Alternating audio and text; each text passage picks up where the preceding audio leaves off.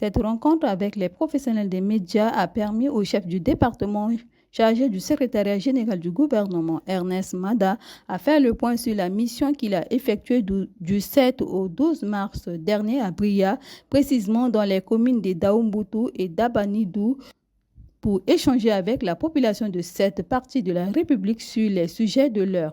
Le membre du gouvernement s'en explique. Nous avons eu à conduire du 7 au 12 mars 2025 en tant que ministre résident une mission dans la préfecture de la Haute-Koto et particulièrement dans les communes de Daoumbutu et de Dabanidou. C'était une mission qui avait deux objectifs. Le premier objectif, c'est d'assister à la destruction publique d'armes artisanales. Une destruction qui prolonge ou bien qui renforce le programme DDRR. Le deuxième objectif, c'est de pouvoir observer les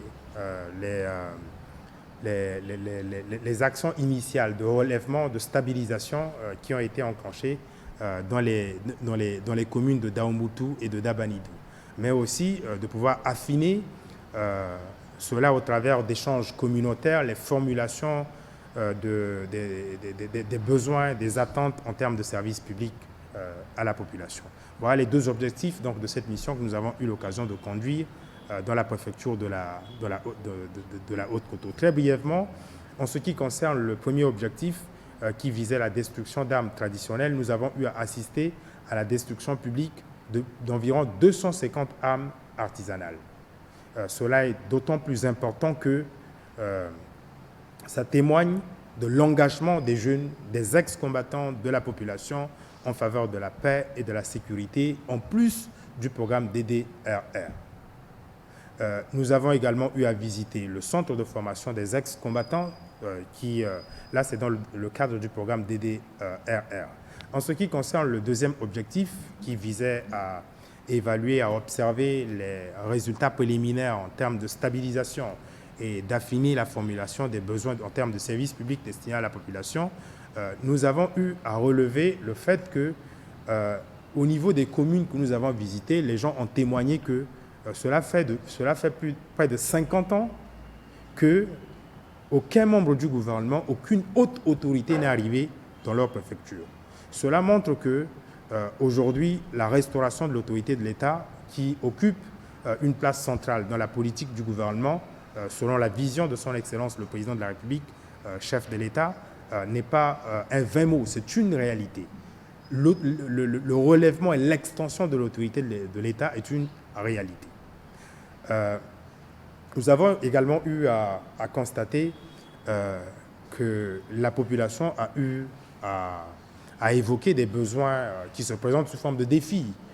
Des défis en termes de services sociaux de base, éducation, santé, approvisionnement en eau potable, activités rémunératrices de revenus, notamment pour les femmes, désenclavement des régions, des villages, au travers de la réhabilitation ou de la construction de routes, de ponts, etc. Ce sont autant de défis qui ont été évoqués par les populations que nous avons eu à rencontrer, avec lesquels nous avons échangé, mais nous constatons que c'est exactement des options qui ont déjà été évoquées par le gouvernement et qui sont en train d'être adressées actuellement et qui, bien plus, figurent en bonne position dans le plan national de développement de la République centrafricaine sur la période 2024-2028. Nous avons saisi également l'occasion, dans une démarche de reddition de comptes voulue par le Président de la République, éclairer les choix de nos populations en rassurant donc les jeunes, en rassurant les femmes, en rassurant tous les segments de la société que des processus de réponse sont déjà en marche. Par exemple, en matière d'éducation, nous avons eu la réhabilitation et la construction de plusieurs salles de classe un peu partout dans notre pays. Certes, ce n'est pas encore, on n'a pas une couverture globale pour l'instant, mais c'est déjà un processus qui est en marche et qui mérite d'être salué au regard de la situation dans laquelle notre pays était durant les années critiques que nous avons eu à connaître. Le même scénario en ce qui concerne les infrastructures en termes de santé, avec un processus en marche. Vous avez aussi au niveau des personnels éducatifs et de santé un processus qui est en marche avec l'intégration de plusieurs jeunes. Nous avons également eu à évoquer la levée de l'embargo sur les armes, la levée de l'embargo sur le diamant, qui sont des résultats extrêmement importants et qui participent donc à la stabilisation, à la consolidation de la paix et de la sécurité dans notre pays d'une manière générale et particulièrement dans la préfecture de la Haute-Koto et les communes d'Aombutu et de Dabanidou que nous avons eu à visiter. Nous avons lancé l'opération Kwati Kodro à partir du village Balingere.